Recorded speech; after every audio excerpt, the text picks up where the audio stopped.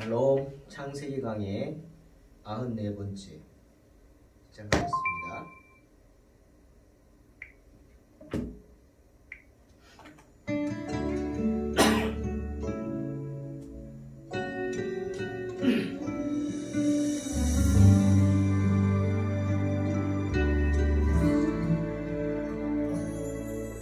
생명과 바꾼 주의 사랑을 잊지 않게 하소서. 나를 위해 흘렸던 주의 눈물 잊지 않게 하소서. 주의 긍휼과 주의 선하심 내가 묵상하오니 내 영혼 위에 베푸신 주의 은혜 잊지 않게 하소서.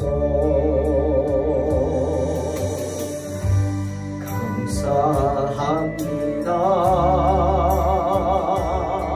주님 고맙습니다. 그 사랑 때문에 그 눈물 때문에 주 앞에서 예배합니다.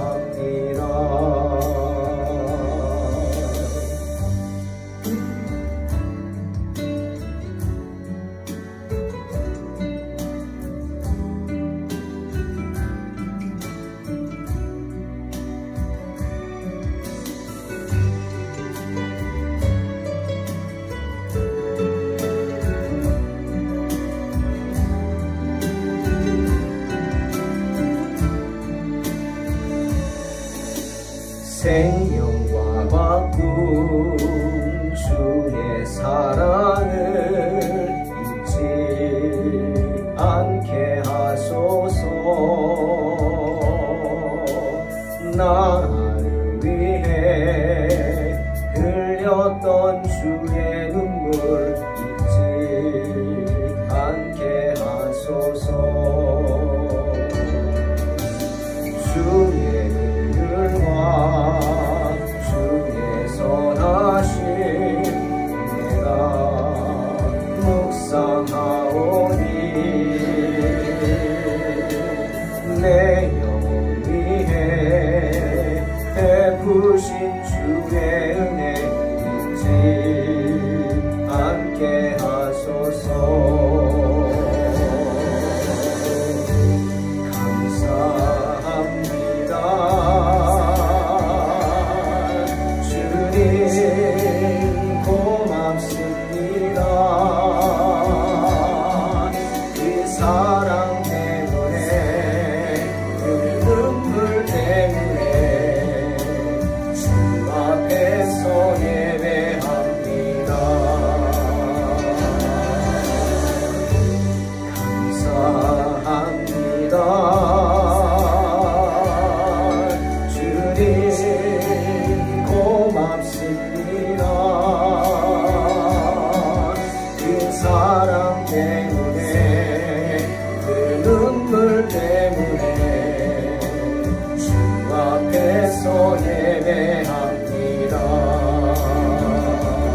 사랑 때문에 그 눈물 때문에 주 앞에서 예배합니다.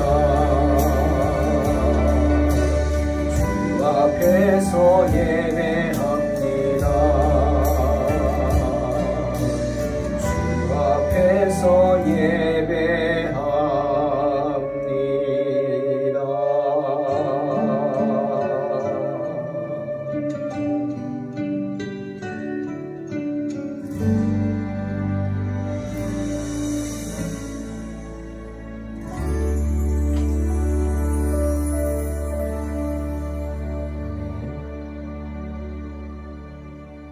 창세기 19장 24절로 26절 말씀입니다. 봉독합니다. 여호와께서 하늘 곧 여호와께로부터 유황과 불을 소돔과 고모라에 비같이 내리사 그 성들과 온 들과 성에 거주하는 모든 백성과 땅에 난 것을 다 엎어 멸하셨더라. 롯의 아내는 뒤를 돌아보았으므로 소금 기둥이 되었더라. 아멘. 오늘 본문은 우리로 하여금 하나님의 심판에 대해서 생각하게 하십니다. 여러분은 이 세상에 심판이 있다고 생각하십니까? 아니면 없다고 생각하십니까? 하나님의 심판을 믿으십니까? 성경은 히브리서 9장 27절에 이렇게 말씀하십니다. 한 번 죽는 것은 사람에게 정하신 것이요 그 후에는 심판이 있다. 분명히 말씀하십니다. 심판, 무서운 것입니다. 이사야 66장 15절에서 16절, 이사야는 이렇게 말하죠. 보라, 여호와께서 불에 둘러싸여 강림하시리니 그의 수레들은 회오리 바람 같으리로다. 그가 혁혁한 위세로 노여움을 나타내시며 맹렬한 화염으로 책망하실 것이라. 여호와께서 불과 칼로 모든 혈육에게 심판을 베푸신즉 여호와께 죽임당할 자가 많으리라 말씀하십니다. 주님께서 불과 칼로 세상을 심판하신다라고 분명히 말하는 것입니다. 하지만 세상 사람들의 모습은 어떠하죠? 소돔과 고모라 백성들처럼 마치 세상에 심판이 없는 것처럼 그렇게 살아가고 있습니다. 때문에 주님이 누가복음 17장에서 이렇게 말씀하시죠. 28절에서 29절입니다. 또 롯의 때와 같으리니 사람들이 먹고 마시고 사고 팔고 심고 집을 짓더니 롯이 소도마에서 나가던 날에 하늘로부터 불과 유황이 비오듯 하여 그들을 멸망시켰느니라. 무서운 말씀입니다. 사랑하는 성도 여러분, 이 세상은 영원한 세상이 아닙니다. 분명히 마지막 날이 있습니다. 사도 요한이 계시록 21장 1절에서 말씀하시죠. 사도 요한이 봅니다. 환상 중에 보라, 또 내가 새 하늘과 새 땅을 보니 처음 하늘과 처음 땅이 없어졌고 바다도 다시 있지 않더라. 분명하게 고백하고 있습니다. 마지막 날에 우리 눈에 보이는 세상의 모든 것들은 다 멸망한다는 거죠. 이 세상은 물론이요, 하늘의 해와 달과 별도 모두 사라집니다. 우주도 없어진다는 거 아니겠습니까? 그리고 아름다운 모습으로 변한 우리가 거할 새 하늘과 새 땅이 생겨나는 것입니다. 주님의 말씀입니다. 그 심판자가 누구십니까? 바로 예수 그리스도십니다. 사도 바울은 로마서 2장에서 정말 무서운 말씀을 하십니다. 13절 16절 공동 번역으로 읽겠습니다. 하나님과 올바른 관계를 가질 수 있는 사람은 율법을 듣기만 하는 사람이 아니라 율법대로 실행하는 사람입니다. 이방인들에게는 율법이 없습니다. 그러나 그들이 본성에 따라서 율법이 명하는 것을 실행한다면 비록 율법이 없을지라도 그들 자신이 율법에 구실을 합니다. 그들의 마음속에는 율법이 새겨져 있고 그것이 작용하고 있다는 것을 알 수 있습니다.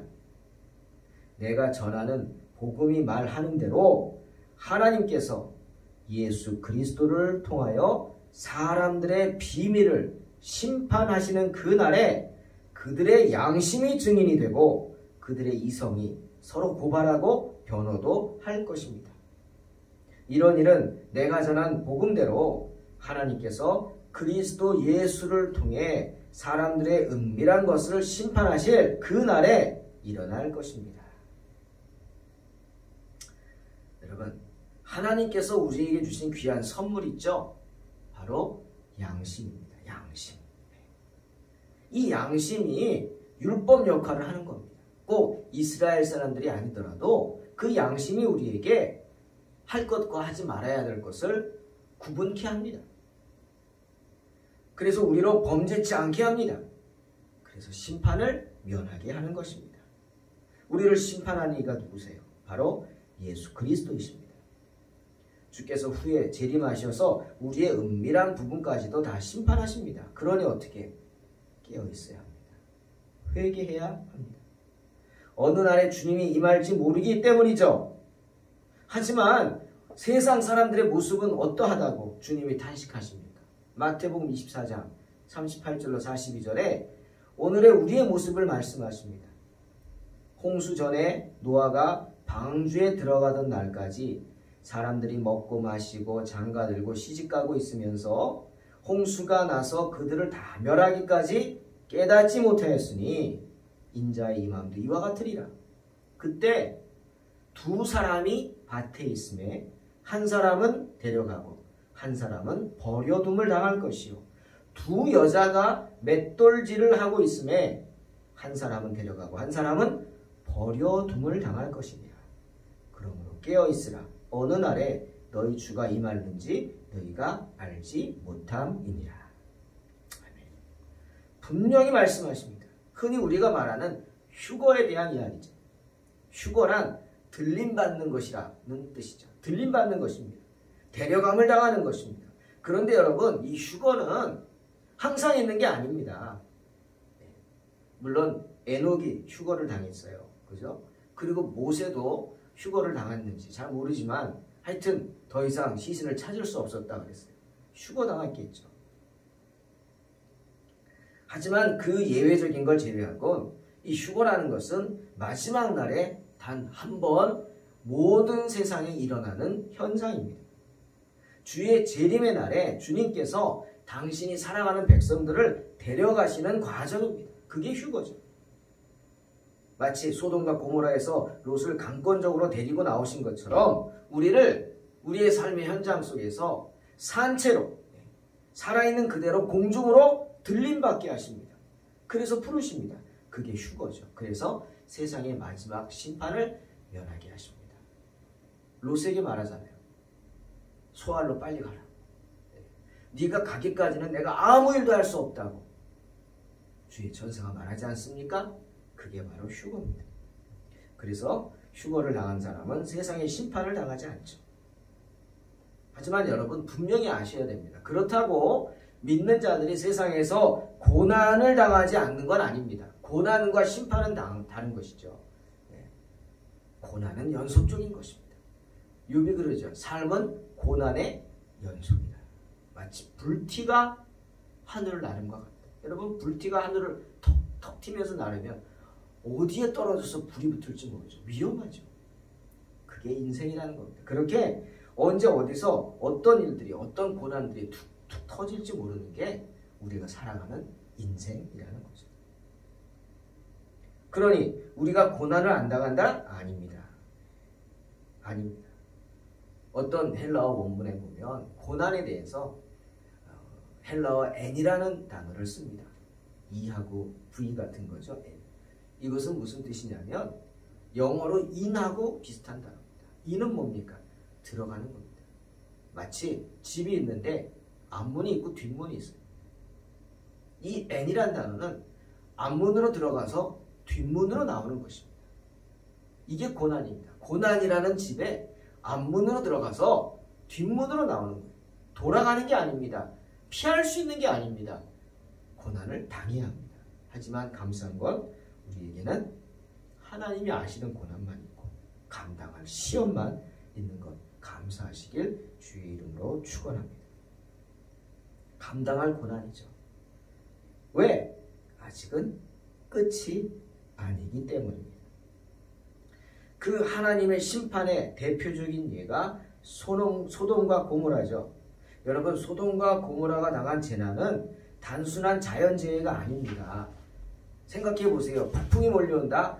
그럼 온 세상이 어두워지고 바람이 불고 비가 난리가 나죠. 아, 큰 태풍이 오나 보다 느낍니다. 근데 오늘 보세요. 23절에서 롯이 소알에 들어갈 때 해가 돋았더라고요. 롯이 소알에 들어간 다음에 소돔과 고모라에 유황불이 떨어졌어요. 재앙이죠. 근데 소돔과 고모라 말고 롯이 들어간 소알은 해가 쨍쨍 내리쳤어요. 정상적인 날씨란 말이에요. 멀쩡하다는 거죠. 하지만 소돔과 고모라에만 유황의 그 불폭풍이 몰아쳤습니다. 그러니 그것이 자연재해입니까? 아니에요. 분명히 하나님이 내리신 재앙입니다. 기이한 형벌이라는 뜻이죠. 욥기 31장 3절에서 욥은 이렇게 말합니다. 불의한 자에게는 환난이 아니겠느냐? 행악한 자에게는 불행이 아니겠느냐? 분명히 말씀하십니다. 불의한 자에게는 하나님의 환난이 임한다는 거고 행악하는 자에게는 불행이 임한다는 것입니다. 주님의 말씀입니다. 그러니 소돔과 고모라에 내리신 재앙은 불의한 자에게 내리신 환난이었죠. 악을 행하는 자들에게 내리신 불행이었습니다. 그와 같은 형벌 그 이전에도 없었고 그 이후에도 없었습니다. 그것은 모든 것을 황폐하게 만든 무서운 형벌이었죠. 그것은 그 성들과 온들과 성에 거하는 모든 백성과 땅에서 난 모든 것들을 다 엎어 멸하는 아주 끔찍한 형벌이었습니다. 다시 회복시킬 수 없는 완전한 파멸이었습니다. 소돔과 고모라는 롯이 봤을 때 뭐라 그랬어요? 에덴 동산 같은 곳이었어요. 에덴 동산 같았어요. 그런데 그곳이 오늘날은 큰 소금 호수가 돼서 사해라는 이름으로 이스라엘에 남아 있습니다. 사해, 죽은 바다라는 뜻입니다. 죽었다는 거예요. 왜? 아무것도 살 수가 없어요. 민수기 34장 12절에서는 뭐라 그래요? 이 사해를 염해라고 말하고 있어요. 짠 바다라고 해요. 그 크기도 어마어마합니다. 여러분, 길이가 48km, 폭이 16km, 우리 동탄 신도시가 24km래요. 그러니 2배 정도 되는 거 아닙니까? 동탄 이 큰 신도시의 2배 크기의 소돔과 고모라 그 땅이 완전히 파멸이 되었습니다. 하나님의 심판은 이렇게 무서운 것입니다. 유다서 1장 7절에도 그 무서움을 말하죠. 소돔과 고모라와 그 이웃 도시들도 그들과 같은 행동으로 음란하며 다른 육체를 따라가다가 영원한 불의 형벌을 받음으로 거울이 되었느니라. 이사야 13장 19절 열국의 영광이요 갈대아 사람의 자랑하는 놀이개가 된 바벨론이 하나님께 멸망당한 소돔과 고모라 같이 되리니. 소돔과 고모라는 세상 멸망의 본보기가 되었습니다. 우리는 소돔과 고모라의 멸망을 보면서 하나님 앞에서 우리 스스로를 돌아보아야 합니다.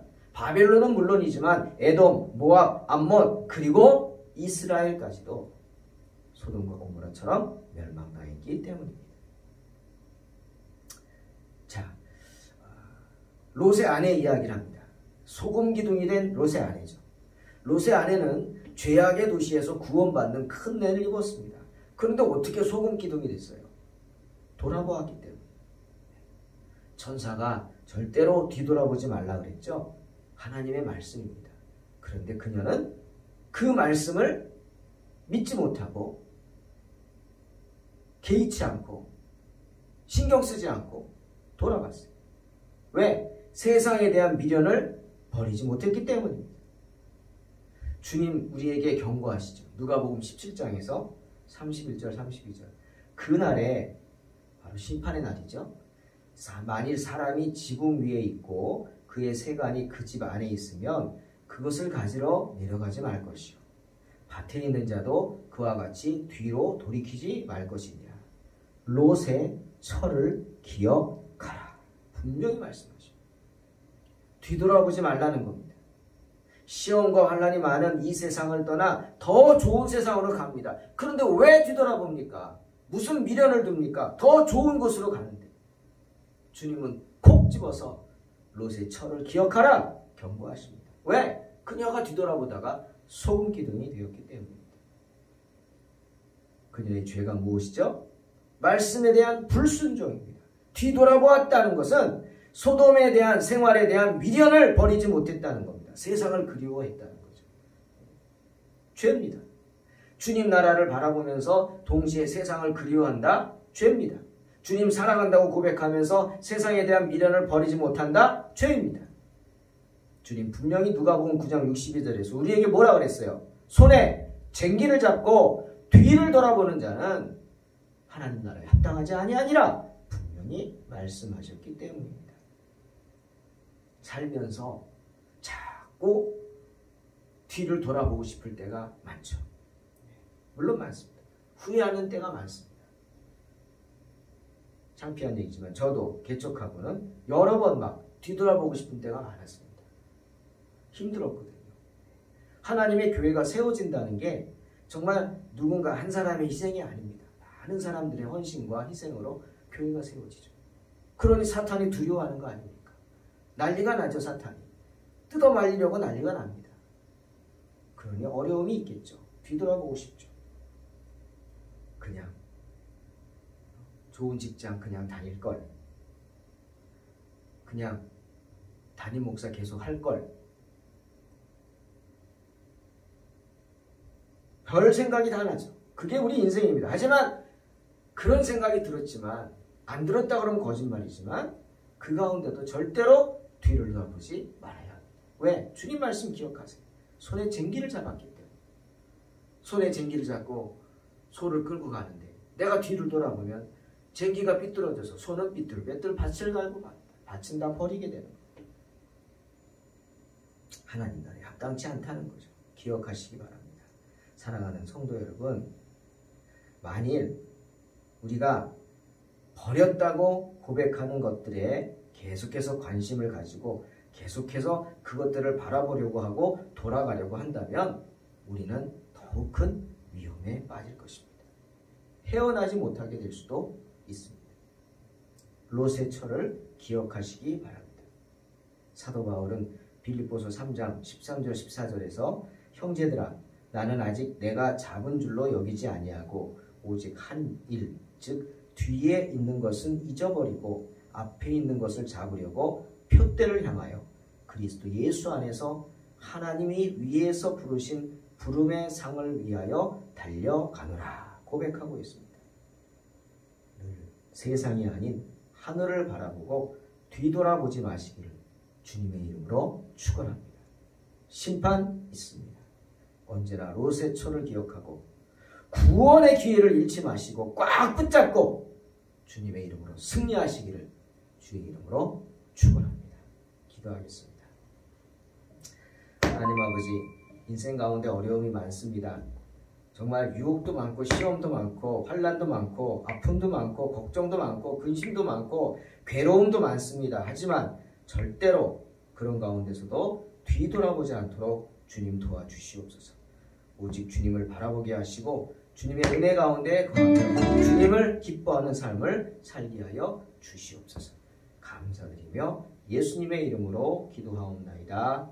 아멘.